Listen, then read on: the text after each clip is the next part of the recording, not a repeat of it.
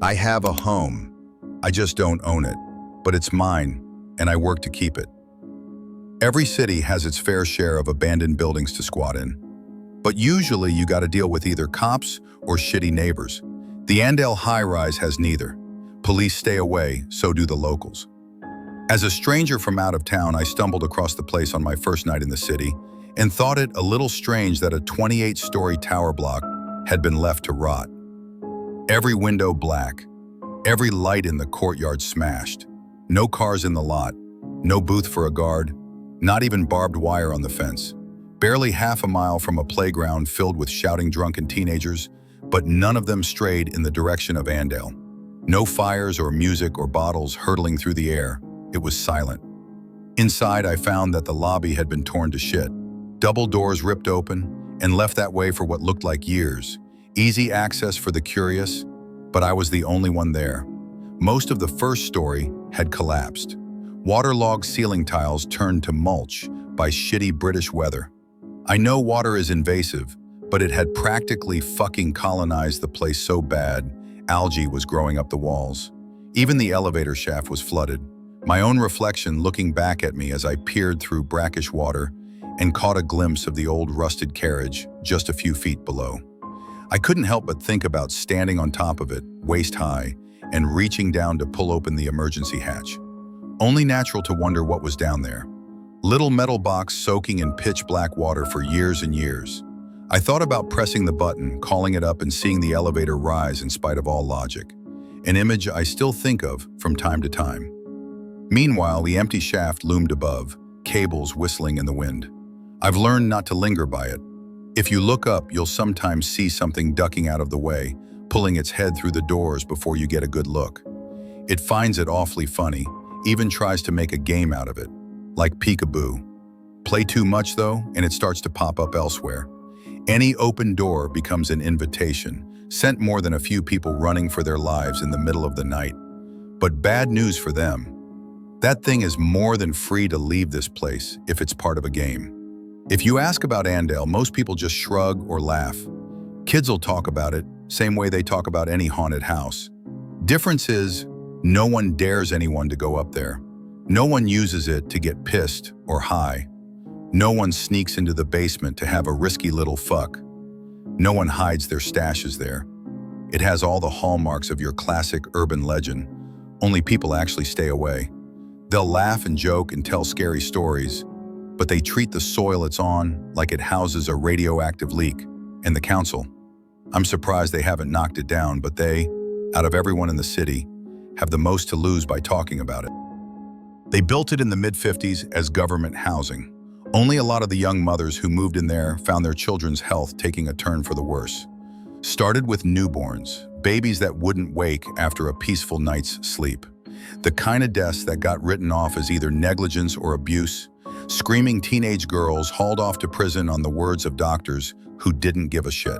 It's always the mother's fault in some people's eyes, and these girls had no one to stand up for them. 2 in the first year, 4 in the next, and they kept on coming for every year until it closed. Wasn't until 1982 that someone traced the source of deaths to tainted water storage on the roof. Toxic metals leaching into the supply. Not enough to kill an adult, but bad news for anyone with weak immune systems. 38 women had been imprisoned by then.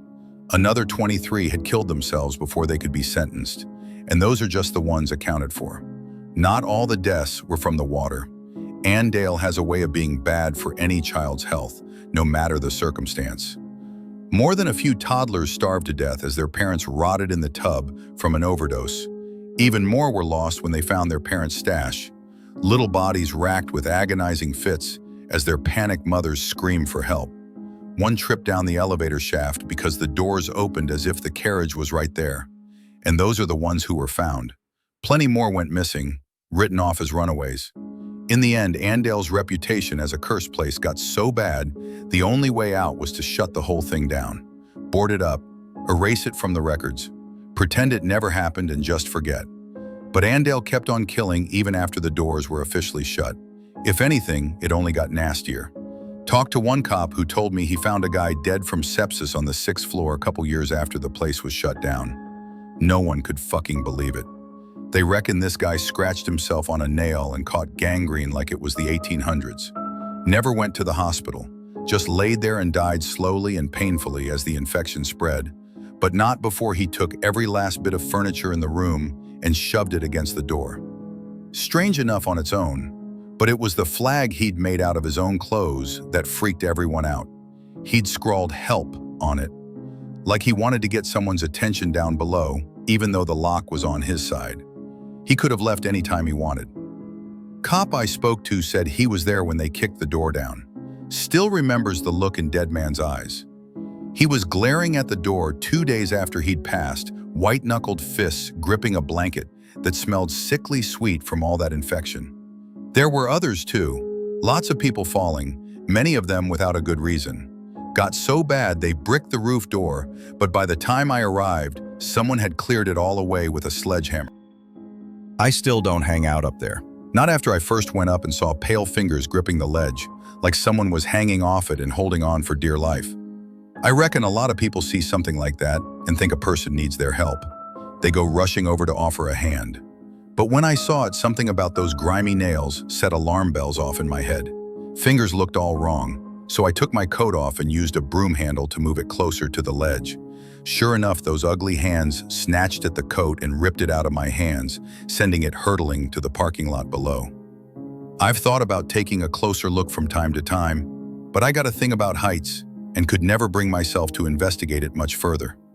You'd think I'd leave, but it's my home. I own it as much as it owns me. People even refer to me as the caretaker now, like they forgot I wasn't always here. Police treat me the same, can you believe that? Any reports of a break-in, and they call me on my number to go take a look, like I'm some sort of official. Only other guy who was here as long as me was the philosopher. I don't know his name, just call him that because of the books he left behind. He came here back when the block was still just a place to live, and he stuck around for a few years after its closure. Lots of notebooks in his flat, thousands of pages talking about child sacrifice made to gods who don't like being named, along with pictures of strange things frozen in ice and medical photos that look fake. At first, I thought he came to document the curse. He has dozens of books just recording all the strange things he saw, like birds with too many wings, or milk that turned to clotted blood in the bottle. But after going through everything he owned, I found letters to a wife who'd died in childbirth. He kept her death certificate way at the back of an old-looking box filled with the letters he'd kept writing her long after the date. Another box, just a row over, had the letters she'd written back. Awful things scrawled on random scraps, shit and blood for ink. He dated them himself and sometimes wrote notes about how they came to him. Delivered by a rat that was cannibalized in front of me, pulled by my dentist from a cavity in my mouth, written in the web of a spider with 13 legs. Anyway, he gives away the real reason he moved to Annedale in one of the letters. Says that Annedale was the key to helping her, that he was weeks away from figuring out how to open the door. Told his wife he'd bring her back, told her he knew how. I've never figured out where he went next, or what happened to him. But his apartment was locked when I found it, and likely would have stayed that way if the key hadn't turned up in my inside pocket on the first morning. Now I live in his old place. It's safe in there. He's written things on the wall that keep everything well behaved, symbols that I don't understand, but which are easy to trace, so that's what I do. I go over them every couple of months, and so far they've kept me safe and sane. Because you do need protection in Annedale. I don't know when in its history the curse went from something mundane to something very real and very dark. It wasn't all just bad luck or poverty, not by the end and certainly not anymore. You can't just go strolling around Annedale, certainly not at night. It's dangerous. For one thing, it attracts a constant rotation of the deeply unwell who are likely to attack on sight if you're lucky. They usually turn up dead in the halls come morning, although sometimes it's just bits of them that I come across. Strips of skin floating on the brackish water that floods the basement stairwell, or bloodied fingernails embedded in the ceiling plaster. Weirdest one was a single tooth in a light bulb, bloody gum still attached to the root, the glass all around it, somehow intact. Many of them come here with business, something a little like the philosophers, rituals, bargains, things like that. It's not a good idea to interrupt them, or to give them even the slightest hint you might be a problem. Every night, I lock my door and wait for Annedale's business to finish, and come morning I do a sweep, floor by floor, and clean up whatever's left of the tower block's strange pilgrims. Most of the rituals don't look real to me. In fact, I reckon a lot of people who come here just end up as victims of something or someone else. There are a lot of reasons to stay out of Annedale at night, and most of its visitors strike me as a little naive. Most of what I see looks like it got stolen from a bad death metal album. I once found a book called Satanism and Witchcraft in the 21st Century. It's hard to imagine that the secret inner workings of the universe can be found in something with an ISBN number and 3,000 Amazon reviews. Of course, not all attempts at exploiting Annedale's energy are so hackneyed. I had one guy turn up at my door and pay me $3,000 in cash just to show him the darkest corner in the building. I wasn't sure what he meant at first. Thought he meant light and shadow. Sort of, he replied when I explained this to him. Darkness like that can be part of it, but I'm looking for a corner. Has to be a right angle or more acute. Ideally more acute. You understand that term, right? He'd seemed arrogant, and that last sentence confirmed as much. Good-looking guy in his late 20s, nice suit, looked like the stereotypical banker. Acted like one too. Plenty of places like that, I said. Lots of funny rooms in Annedale. People trying to make the most of limited space. Sometimes the walls meet at tight angles, sure. But I don't know what you mean about dark. There's the basement. It's flooded. Can't think of anywhere darker than that. He bit his lip and hesitated for a second or two, as if he was actually contemplating it. Not a bad suggestion, actually, but no, too difficult to reach. And I don't just mean dark as in the absence of light. I mean dark like under the bed. Dark like that one chip in a wall that leads to a hollow space between the bricks, and as a child, you can't help but wonder what lives there. Somewhere that just inexplicably feels like it's not got as much of God's attention on it as everywhere else. I thought about this for a second. His words were vague, but damn if I didn't know what he meant. A corner? I asked. Has to be an acute corner? He nodded. I think I know the place, I said, and he smiled like real creep. I took him to a flat on the 8th floor. It was run down like everywhere else, but there was still enough of its old furniture lying around. You can pull open random drawers in there and still see the cutlery people once used. There's even an old analog TV on an old stand. You can perch on what's left of the sofa and stare at that TV and get the feeling you knew the people who lived there once. Run your thumb over the dials on the toaster, the handle of the fridge, or the yellowing plastic of a light switch, and feel an aching loss that creeps up on you out of nowhere. Look up and you'll see that the light fixture has been torn out of the ceiling, like someone had tried swinging from it. Not a big place, by the way, 3 rooms. A bedroom with a double bed all rumpled up, a living room/kitchen, and a tiny little spare room that looked like it once would have been used for storage, or a washing machine maybe, if you were single and childless. A slither of space, a triangle carved out of whatever room was left over when other more important walls had been put up. That sofa I mentioned, the TV, they were all placed so whoever was sat down could always keep an eye on that room and its contents. You see, they'd put a cot inside and it's still there, blue bottle flies circling overhead. You can't see inside the cot, not unless you went in and actually pulled the blankets out, but it's been decades and no one has managed it yet. It's dark behind those old blankets, a heavy shadow that dissuades a closer look, like there's something in there no one needs to see, and it's spent a long time sat there eating what little light there was. Even with a window in that room, daylight doesn't really filter down. Perfect, the businessman said when he saw it. He gazed around the flat one detail at a time, his head pausing for a moment and a smile creeping across his face as he laid his eyes on the broken light fixture. And the cot, the sight of it, the flies that still circled above faded Winnie the Pooh blankets. It made the breath catch in his throat. "Oh, this is?" "Yes, this is good," he told me. "Dark, like under the bed. You've earned that money. I could have had a dozen men sweep this place and they wouldn't have understood the brief as well as you have." "Thank you," I replied, even if that wasn't really how I felt. Quietly, the man sat down and began to unpack his leather satchel. No pentagrams to be found, although he did unpack 7 strange-looking candles. He caught me looking at them and smiled. "Homemade," he said, "each one shaped by my hands. I'm not a good artist, but it's the effort that counts. Took forever to rend the wax. Of course, that was the easy part. The hard part was getting the fat to make it.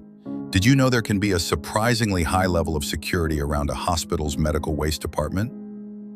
I didn't, I replied as he took out some flimsy bits of wood and a few small nails. He, oh so carefully, began to nail the splinters of wood together into what looked like random shapes. Oh well, he sighed after a few quiet moments, his fingers nimbly gripping the tiny hammer as he tapped away. Already he'd put together at least 6 of the strange little wooden polygons, and with each new one I felt a strange sensation. Would you like to stay and watch? He asked. Absolutely not, I answered. He stopped tapping and smiled once more. Oh, you're clever, he said. That's the correct answer, by the way. And if I'm to respect it, I should inform you that now is the safest time to leave. I made my way to the exit just as he lit the first candles, but not before I looked towards the cot one last time. I was surprised to see a hollow blackness that extended beyond the doorway, like a curtain had been draped across it. Only there was depth to it that drew the eye.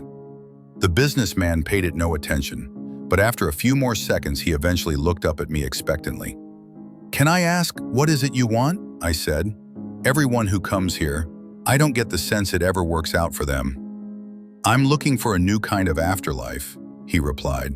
Do you need one? We all need one, he said with a wry chuckle, but only those of us willing to take a few risks will get a better deal. Everyone else, he grimaced. It's worth the bother. But look who I'm speaking to. He looked to the darkness that enveloped the doorway. Shapes could be seen floating past. You should leave now, he said. I pulled the door shut, and noticing that the sun was rapidly setting, ran to my apartment where I knew the walls would keep me safe. When I returned the next day, the man's satchel was still where I'd last seen it, propped against one arm of the sofa. The candles had burned down to the very end of the wicks and left a lingering smell that's still there all these years later, and of the man himself, well in the room with the cot, which still has bluebottle flies orbiting overhead, there is now a shadow burned into the wall. It's blurry and diffused, but vaguely recognizable as a man on his knees, his head pressed to the floor in a gesture of supplication. I've known it to occasionally move, to turn its head and look towards me, at which my temples throb, my ears pop, and a darkness begins to encroach upon the edges of my vision. I never exactly considered that flat to be Disneyland before, but now I avoid it like the plague. Still, it could be worse. Not every ritual ends so cleanly, and at times I've had to personally intervene, something I hate bitterly. If people want to go poking around in the universe's undercarriage, that's their business. It's one thing if I've got to sweep what's left of them up afterwards, but at least that's a one-and-done job. Sometimes it isn't so clean. One guy turned up and told me he'd be a new resident, my neighbor, and we'd get to know each other. A bumbling old man with an upper-class accent and the look of a professor who was down on his luck. He set up in the room next to mine, and no matter how little I spoke to him, he never really got the hint and kept trying to act like a good friend. Few times I did initiate conversation. It was to tell him the place he'd chosen didn't have much in the way of protection. He pointed to some funny little rashes and told me they were his protection. Over the next few weeks, I'd bump into him from time to time, always on his hands and knees, scraping some dank corner or moldy pile of bumpy growths. He collected fungi, told me on the first day, and I'd often see him wiping his samples onto petri dishes that he whispered quiet words to whenever he thought I wasn't around. I don't think he was sane, but he probably wasn't completely barmy because he lived long enough to get a sense of Annedale and only come out in the day. Meanwhile, his apartment filled up with a growing collection of chittering terrariums and pickle jars, their specimens hidden by murky fluids. All over, he planted and cultivated strange mushrooms and molds, encouraged them to soak up the darkness of Annedale, and set them to grow in the rife conditions he'd cultivated. Towards the end, his living room had mushrooms growing out the walls, plaster crumbling beneath microbial armies until there was only concrete and rebar, and even then mold continued to grow and thrive. A few times I peered in and found him feeding meat to the frilly growths that exploded out of the old furniture. During this time, the symbols on our shared wall would often grow hot, and I found myself having to replace them on a nearly daily basis as he tinkered away on the other side. I asked him once or twice to tone it down. "This is important work," he growled, an unseen darkness creeping into his voice. "I'm not some ditzy crackhead trying to summon the Baphomet. I'm not looking to get high. This is science. Progress. That is what I am working towards. Yeah, well, your progress is trying to eat its way into my flat. Can you ask it to stop? He stopped, froze in mid-gesture like I'd said something either profoundly stupid or insightful, or likely a bit of both. He looked at the rashes on his arm that had by now started to sprout some of their own strange fruit. When he finally spoke again, it was sly, like a lecherous old man propositioning a nurse. This fungi, he said, they had samples of it in the university for 30 years. Can you imagine? They never even realized what they had until I found it and unlocked its potential. Now I've finally found the source, and I can do things no one else thought possible. This entire time, my thesis has depended upon the idea that the fungus has a capacity for information processing way beyond anything we've considered before. And your idea is a good one, you know. Asking it just might be an option. He scuttled off without another word, and for the next few days he set about the building like a furious little honeybee in spring, poking and prodding, setting trap after trap, and cleaning them vigorously of any rats or mice he caught. When I did my morning sweeps, I'd find him hovering over Endo's latest victims, scraping what was left of them into transparent bags for his own purposes. "Don't mind me," he'd mutter. "It's worthless to you, but these poor souls could help me achieve great things." This persisted for another month. He no longer scraped mold or mushrooms off old apartments.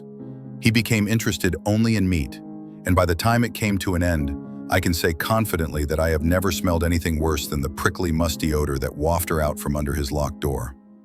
It became so bad that I began to wonder if I might have to ask for police help and have him removed, when finally he simply disappeared from Annedale's halls. One morning he was there, annoyingly shooing me out of the way as he lowered jars into the flooded basement. And then the next he was gone, and Annedale's halls were silent once more. But that didn't mean he had moved out. Far from it, actually. It took 2 days before I decided to just go ahead and break his door down. I kicked at it with a short, sharp blow, only to find my leg immediately disappeared through wood that had the texture of sodden cardboard. I freed my foot and tried a different tactic, grabbing the handle and pulling so hard that it simply popped right out of the rancid wooden frame. Free to move, the door swung open with an eerie creak, and fetid air, hot and damp, blew out of the room. Inside, I found that the man's specimens had gone wild. Terrariums had shattered, their contents spilling outwards. Frogs as large as footballs glared at me from behind furry fronds, and insects with human eyes scuttled away before the amphibians could snatch them up. In one corner, rats had built a hive out of old cardboard, their backs covered with fungal growths that resembled human fingers and other appendages. In another corner, something that looked a little like a black rubber sheet slapped furiously at passing vermin, and it took me a few seconds to realize it was a slime mold. When it finally caught something, it dragged the strange creature, squealing into the dark corner, where it grew and constricted around its meal like a fist. I stared at it, horrified, until, one by one, black orbs unveiled itself from within the strange mass, and I realized it had eyes to stare right back at me. It was a cacophony of god-awful terror, so gripping that it kept me from hearing the muffled noise of a human struggling to speak. Eventually, it did reach my ears, and I used my torch to light up the far wall without having to actually step inside. I found the scientist half grown into the wall. Algae and moss coated him head to toe so that he was no longer recognizable, but I had to assume it could be no one else. Wide eyes glared at me with terror and pain as nasty little critters nibbled away at what was left of his shins. Meanwhile, strange tendrils probed at his ears and head, never resting for a moment.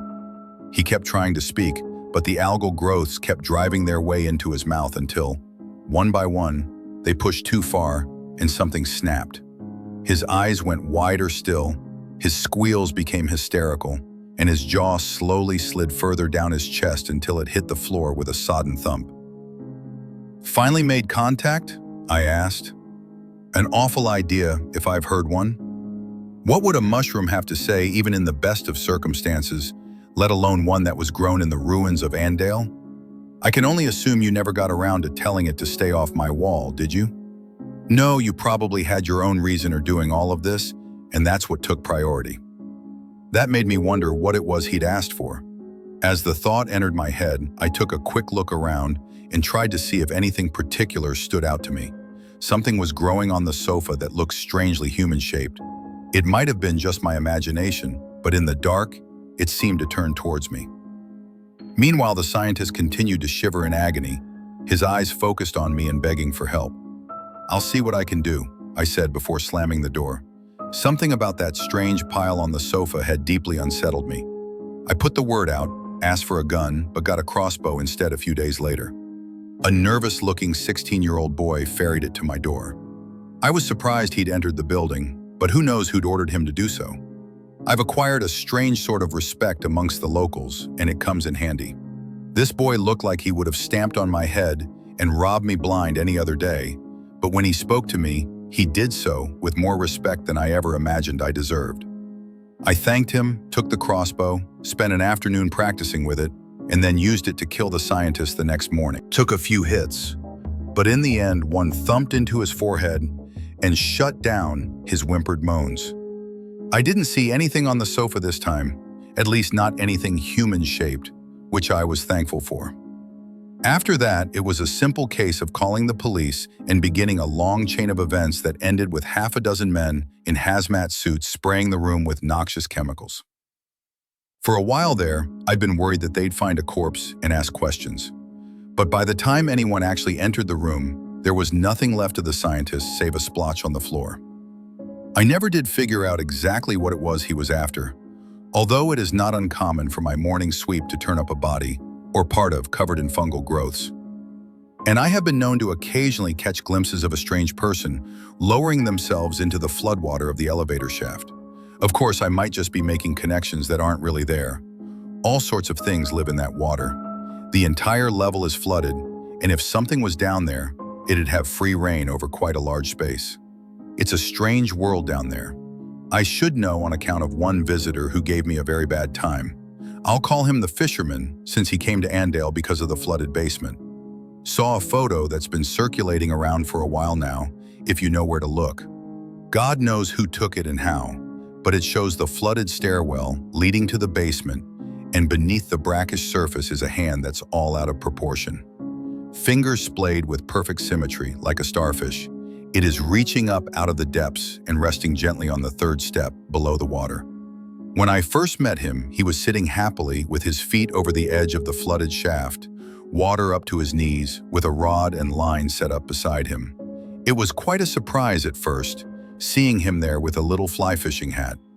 A chubby but healthy-looking man in his 40s with an egg mayo sandwich in one hand and a phone playing Candy Crush in the other. I called out to him as I approached because, in my experience, startling someone in Annedale is bad for your health, no matter how sane the visitor appears. He looked up when I caught his attention and smiled amiably. "Hello?" He waved with his sandwich. "You're the caretaker?" "Yes, I am," I answered. "And you are?" "Just a tourist," he smiled. "Care to join me?" The sun had risen only moments ago. "You weren't here when it was dark, were you?" I asked, more than a little suspicious. "Oh no, you've only just caught me. Been here barely 10 minutes before you showed up. I was told you'd be willing to help in exchange for a small fee." "What sort of help?" I asked. "Oh, just give me a nudge if any of the lines start moving," he said, while pointing to a rod he'd set up beside the basement stair. The door was propped open, and the line led down into the darkness below, water gently lapping just out of sight. Another line had been set up in a corner of the lobby, where the floor had been torn away, revealing a hole straight down into the basement. I can't keep an eye on them all at once, you see. I have bells ready, but, well, 2 heads are better than 1. "What is it exactly you're hoping to catch down there?" I asked. "Are you familiar with the primordial ocean?" He said. "The abyssal waters that God split into light and dark, all that? It's not a physical location, per se, but it does connect to certain bodies of water, depending on the time and place. Last recorded manifestation was in a glass of old whiskey underneath a forgotten bar in Mexico City. Some poor fellow knocked it over and didn't notice until the following day, when half the bar was suddenly underwater. Quickly rectified, but some of the things swimming in that water were something else, and all from at the bottom of a glass no wider than my wrist. Imagine what we can do with this," he said while gesturing at water by his feet. "You think there could be fish alive down there?" I asked. "At least," he replied. "I'd be willing to pay for any reliable information, of course. Do you have any idea what might be down there? Not really, I shrugged, but I'd guess it wants to be left alone. You might be right there, he said, while looking at his other rods. I didn't exactly put down any old lure, you know? He reached into his pocket and took out a strange tuft of fur and ivory, holding it up for me to squint at. A tooth from a man who drowned in the sea. A drone collected it off a shipwreck near the Norwegian coast. The fur is actually red algae that was found growing on his bones. I have plenty of these and, well, other things that might appeal to what's on the other side. My research was thorough and expensive. Come on, take a seat. Flat fee, 1,000. Just sit here until the sun starts to set. I just have to sit? I asked, and let me know if you hear or see anything. I groaned and sat beside him, folding my legs instead of letting them dangle in the water below. Despite my reticence, we stayed like that for several hours. He'd brought lots of food, good homemade stuff, along with plenty of cold beer. We sat there and spoke very little, but we did eat and drink a tremendous amount. Not the kind of thing I do normally, but I was being paid to be there, and I didn't really have anywhere else to be. It was, all in told, a very pleasant afternoon, until I fell asleep. When I awoke, it was with a terrible gasp. My chest was tight, like something had been sitting on it, and judging from the terrible giggling and scampering feet I heard running off into the darkness, it might not have been just a feeling. Already panic was setting in as my eyes darted to the open doors and saw that the moon was out, and had been for hours. I fumbled for my torch and turning it on, saw that there was no sign of the fisherman. All his stuff had been left behind, yet all that remained of him was his hat that still floated on the water. Even as I watched, a smooth, glistening shape curled beneath the water and plucked it off the surface. I recoiled and crawled away from it as fast as I could. This was bad, I knew deep in my heart. I'd never been as at risk I was in that moment.